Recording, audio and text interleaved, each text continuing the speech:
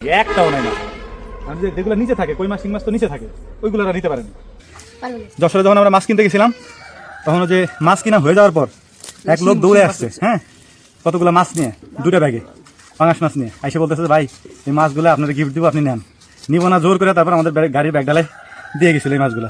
আলহামদুলিল্লাহ সাইজ এতটুকু দিছিল, বা এর থেকে একটু মনে বড় ছিল না, ছোটো ছিল আর কি, সরি, এর থেকে একটু ছোটো ছিল, এতটুকু হয়েছে আর কি। যাক, এটারে ফ্রাই করে খাওয়া যাবে ইনশাল্লাহ। এইসব শিং মাছটা আছে, আমাদের কিছু হয় না, ঠিক আছে? এসব শিং মাছ আমরা এভাবে ধরতে পারি, কিছুই হয় না এগুলো ধরলে আমাদের।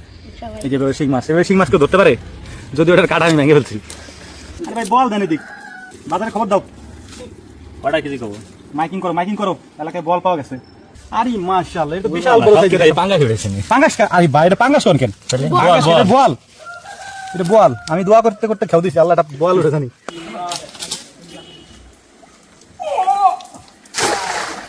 এটা হচ্ছে আমাদের লাস্ট খাও, আর দেবো না, কারণ বেলা হয়ে গেছে অনেক, বাড়ি যেতে পারি।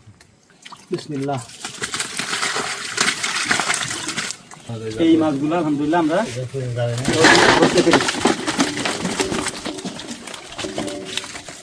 এই হচ্ছে সাইজ। তবে সব থেকে ইন্টারেস্টিং ব্যাপার হচ্ছে এই মাছগুলোর মধ্যে আমরা খাবার যে ইনভেস্ট আর কি, খাবারটা মানে দিই নেই বললে চলে আর কি, তেমন খাবার টাবার দেওয়া হয়নি, যা হয়েছে প্রাকৃতিক আর কি। এটা আপনি বুঝবেন, আমি বলি, এই যেখানে যে পাঙ্গাস মাছগুলো আছে, দেখেন এগুলোর সাইজ তেমন একটা বড়ই হয়নি, এতটুকুই আছে। কাজ শেষ, সাইজ দেখতে চাইছিলাম, আমাদের সাইজও বেশ ভালো আছে।